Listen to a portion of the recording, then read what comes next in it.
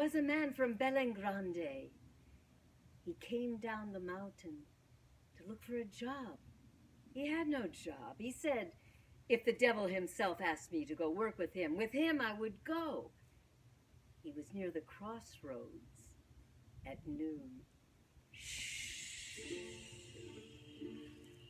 There was a swirl of dust, and the man disappeared.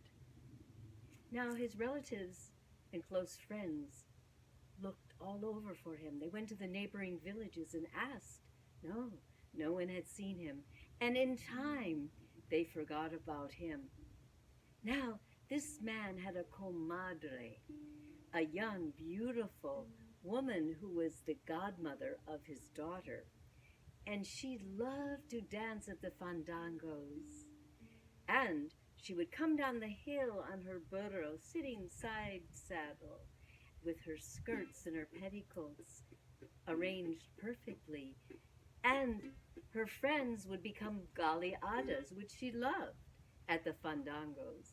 That is to say that if a man liked their dancing and would buy them a refreshment, they would place their sombrero on the hat of the woman. And of course the comadre would collect all the refreshments, which were usually beers.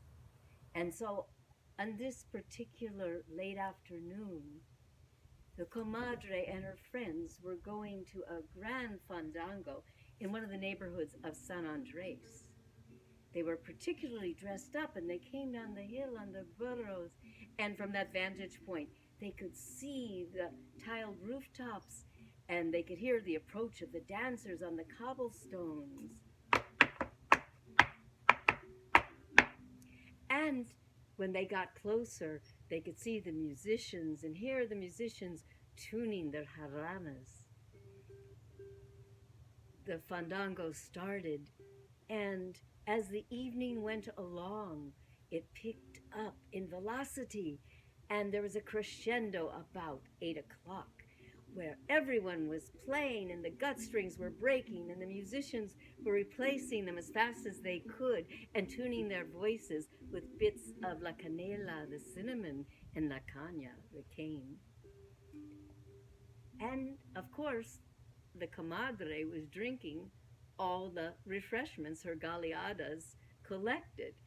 And by midnight, with her long hair streaming down her back, she danced one end of the tarima to the other to the strains of La Morena. Ay, morena, mi morena, adiós, adiós, y vuelvo a decir morena, y vuelvo a decir adiós. En el mar está el lugar donde la sirena habita, el marinero en el mar, allá por la nochecita, dice que escuchó cantar el son de la morenita. About midnight, she heard someone calling her name. Ah, comadrita, comadrita, do you hear me? Do you see me? I have such ideas in my head. She stepped off the tarima. I thought I heard someone calling me. That can't be. She stepped on the tarima again and began to dance. Comadrita, comadrita, it's me, Chano, your compadre. I fell asleep at the foot of the mountain. I dreamed you were dancing. And no one knew me. I went to my village. No one was there. I will stain your skirt with mango juice. Then you will remember me. She stepped off the tarima. I have had too much to drink. I can't think. I think I'm hearing voices. And she went home.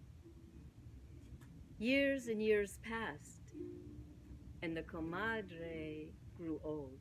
She continued to go to the fandangos. One day, there was a knock at her hut, and she went to look. There was a little wizened man, very old. Comadrita, it's me, Chano, your compadre. I went to my village. No one was there. And you know, I dreamed of you when I was asleep at the foot of the mountain. And I put my hand in mango juice and put it on your skirt so you would know I was there. Go look. Oh.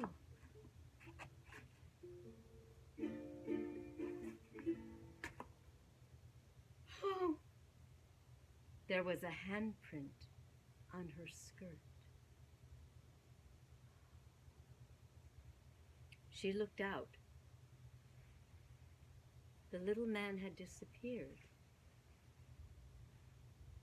And the comadre never went to the fandangos again.